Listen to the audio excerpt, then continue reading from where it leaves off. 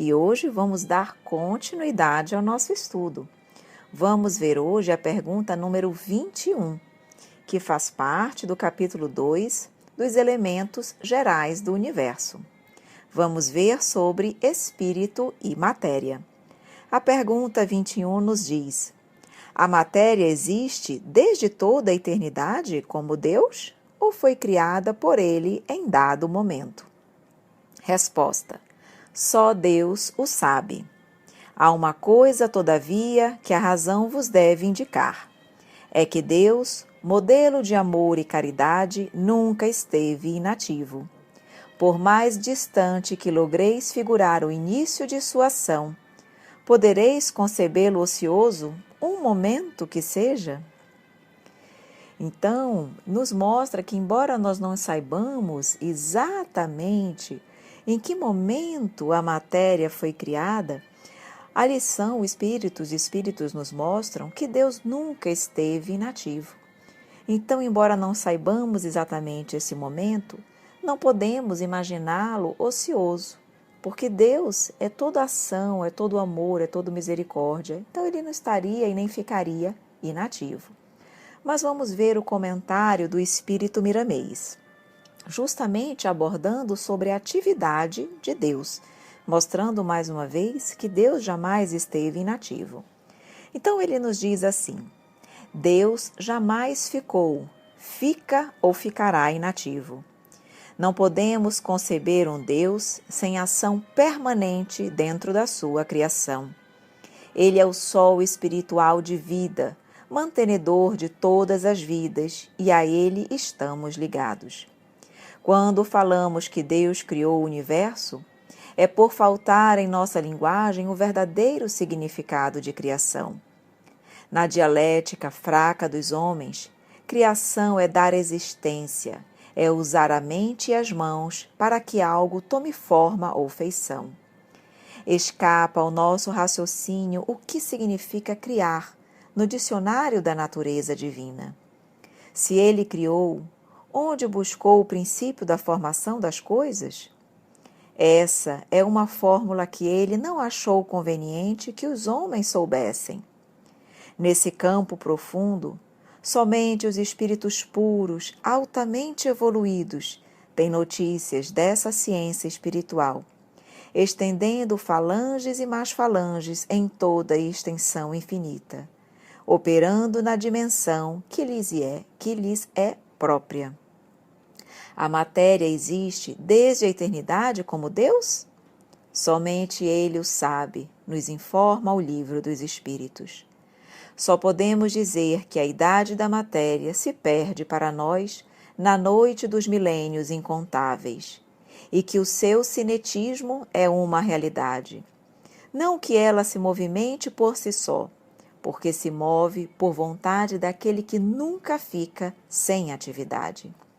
Há segredos que ficarão por muito tempo sem serem desvendados, por nos faltarem sentidos e capacidade para suportar as revelações e saber fazer uso das belezas imortais, dos valores do espírito.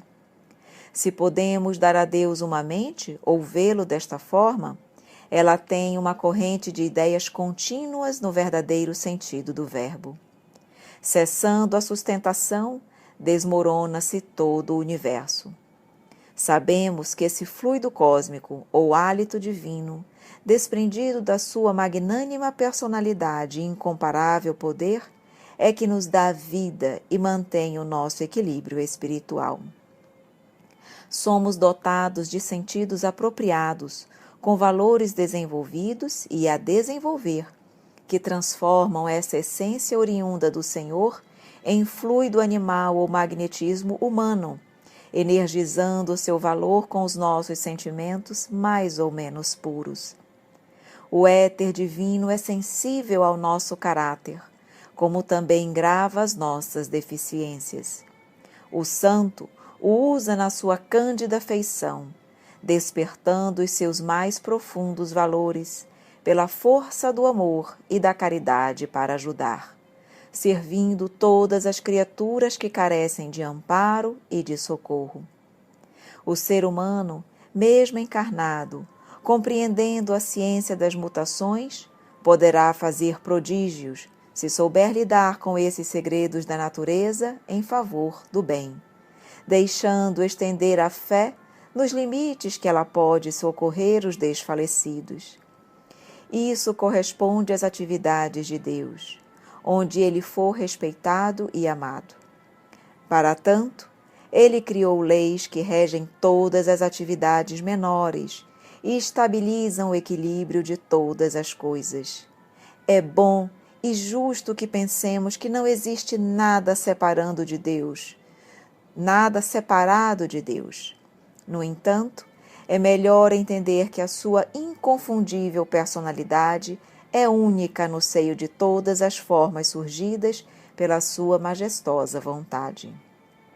Pormenorizar as atividades de Deus é salientar a nossa ignorância acerca dele, pois somente ele se conhece e aos seus segredos mais profundos. Nós ainda temos de adentrar as primeiras sendas do conhecimento de nós mesmos, ambiente infinito de sabedoria, para depois começarmos a pensar, estudar e compreender o livro da natureza, onde os atributos da divindade estão em evidência. As portas pelas quais deveremos entrar para nos conhecer são ensinadas por Cristo no seu Evangelho. A vivência dos preceitos que ele nos ofereceu nos faz compreender o que se deve pensar acerca de Deus e da sua criação. Mais uma vez, o espírito miramês finaliza falando da necessidade de nós nos conhecermos, da necessidade de nós olharmos para nós mesmos, para o nosso íntimo, procurando a nossa reforma íntima, procurando vivenciar o Evangelho de Jesus. Essa é a melhor forma de compreender acerca de Deus. Então, que a cada dia nós possamos nos trabalhar, nos reformar, fazer sempre o nosso melhor para mais próximo de Deus nós estarmos e podermos cada vez mais compreendê-lo e senti-lo em nossas vidas.